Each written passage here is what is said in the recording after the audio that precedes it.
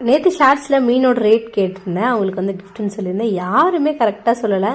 யூடியூப்லையா இருக்கட்டும், இன்ஸ்டாலையா இருக்கட்டும், ஃபேஸ்புக்லையா இருக்கட்டும், நிறைய பேர் கமெண்ட்டில் சொன்னீங்க. ஆனால் யாருமே வந்து கரெக்டான ஆன்சர் சொல்லலை. அதோட ரேட் வந்து 180 ரூபாய். இது வரைக்கும் யாருமே கமெண்ட்டில் சொல்லலை, நானே சொல்லிட்டேன். இந்த மீன் தான் நேற்று க்ளீன் பண்ணி ஃப்ரிட்ஜுக்குள்ளே வச்சுட்டேன். நேற்று சமைக்கல, காலையில் தான் செஞ்சுருந்தேன்.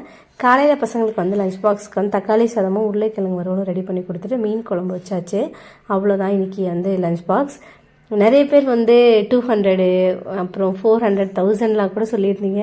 10 ரூபீஸ்லாம் கூட சொல்லியிருந்தீங்க. வவ்வால் மீன் வந்து 180 ரூபாய்க்கு 16 மீன் கிடைக்கிறதே பெரிய விஷயம்.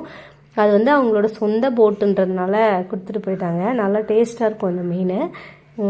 இப்போ இதுக்கப்புறம் வந்து கமெண்ட்டில் சொல்லியாச்சு 180. இதுக்கப்புறம் சொல்கிறவங்களுக்கு கண்டிப்பாக கிடைக்காது. லாஸ்ட் டைம் நான் வந்து ஒரு மீன் ஷார்ட்ஸ் போட்டிருந்தேன். அதில் சொல்கிறவங்களுக்கு வந்து நான் கிஃப்ட்டு 5 பேருக்கு வந்து அந்த மீனோட ரேட் வந்து ஜிபேவை நான் பண்ணி விட்டுருந்தேன். சரி, இப்போவுமே அதுவே பண்ணலான்னு பிளான் பண்ணேன். கடைசியில் யாருமே சொல்லலை. ஒருத்தராவது சொல்லுவீங்கன்னு எதிர்பார்த்து இவ்வளோ நேரம் வரைக்கும் டைம் கொடுத்தேன், யாருமே சொல்லலை. கடைசியில் யாருக்குமே கிஃப்ட் இல்லாமல் போயிடுச்சு.